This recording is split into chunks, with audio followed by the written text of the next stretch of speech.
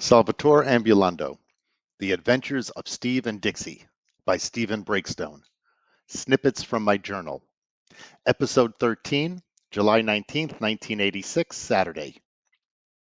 Shreveport and northwest of it in Louisiana has been great. I left Shotgun Sam's Pond, and Art DeVries stopped to talk and wouldn't leave until I accepted a $10 bill from him. Family fast food restaurant gave me a whole bunch of fruit to take in my pack. We camped by Caddo Lake, and the lake was hot. A hot lake. That's new for me. I come from New York State. Every lake I had ever been in was damn cold, even in the heart of summer. We headed for Vivian, the last real Louisiana town on Route 1. I went to a restaurant, walked in, and then walked out when I saw it was more than my budget allowed. Sitting in the parking lot for a few minutes, I was greeted by Debbie, and she asked me what the story was. Dixie and her pack, once again, was a motivating factor. I told her, and within minutes, Dixie and I were at an outdoor table with her and her sister Judy, filling my face. We had a lovely lunch, and she gave me the address of her sister in Anchorage for when we get to Alaska. Later, I went into Walmart. I love that store, and all its bargains and all the things I want to buy but can't carry. A lady asked me if I was the guy with the dog and the packs. I said yes, and she was relieved. She had seen us on the road for the last few days, and this morning she heard a report about a man and a dog who was hit by a car. She was happy that Dixie and I were safe. Walking through the parking lot back towards the road, thinking I was only hours away from finally leaving Louisiana and getting onto our second state, Texas, we were stopped by a lady in a small pickup with a young girl. The lady, with a face and smile you can trust, asked me if I would like to come over to her house for some watermelon and a chance to cool down. Dixie and I climbed into the back of the pickup. Charlotte Stogsdill was with her young friend Chrissy.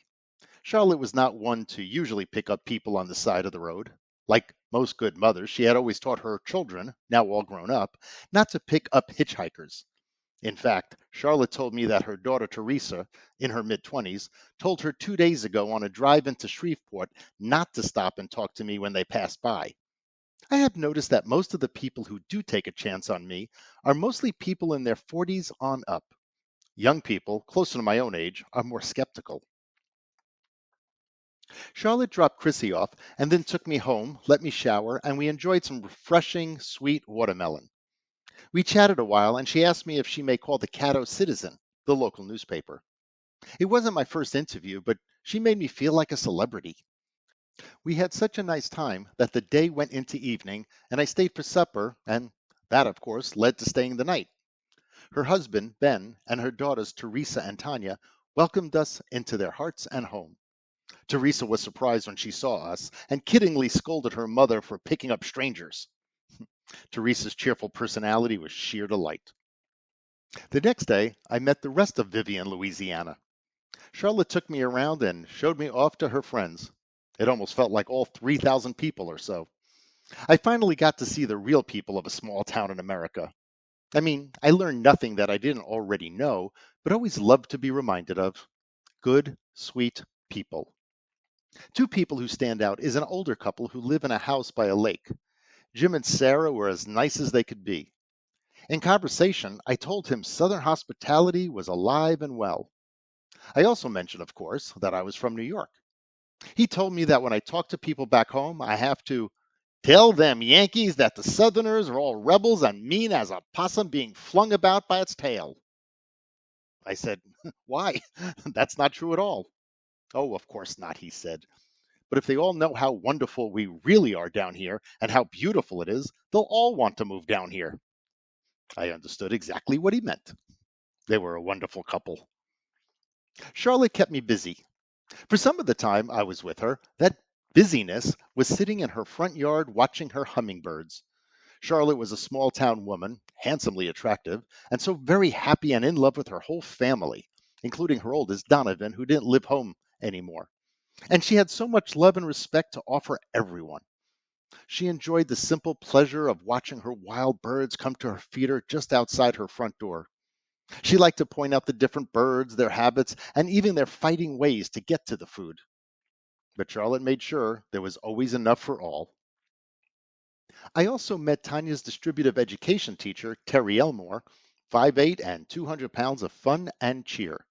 Terry had friends from 16 to 60 years of age, and that night the whole Stogsdill family, Terry, a French exchange student named Guillaume, who was being hosted by Terry, and I all went roller skating. This was an American Happy Days family, and I had a great time. The closeness of this family, the involvement, and the interaction were different from my New York culture. Not that my family or friends' families didn't love each other, but the Stogsdills' love was more focused and specific, more obvious. I don't know if there's a better or worse, but this was a pretty picture, and they certainly had enough love to share. After a couple of hours of skating, we went out for a bite, which included ice cream. And then we discussed me being invited to go water skiing on Caddo Lake the next day. How could I refuse? I never water skied before, but by the end of the evening, I wouldn't be able to say that anymore. I am open to everything, and I did great. What fun. Charlotte told me a story of a conversation she had with Guillaume. She was trying to learn about his French culture and background and asked questions about his family. Charlotte asked him if his mom and dad are equal. Yes, of course, he replied. Innocently, Charlotte's next question was, what kind of car does your father drive? A Mercedes Benz, he said nonchalantly. And your mother? A Ford, he replied triumphantly. Well, it is a different country and culture. Perhaps that goes for the definition of equal as well. These little anecdotes are picked up while traveling around. Miss Lucy told me that a few years ago, she was driving around with some of her Parlange playmates. One of the younger girls asked her age, and she said she was 55. The girl replied, "You better slow down, Miss Lucy. You'll soon be over the limit." After 3 days with my unexpected new friends, it was time to try and get up to Texas again. We had been 10 miles this side of Texas for over 72 hours.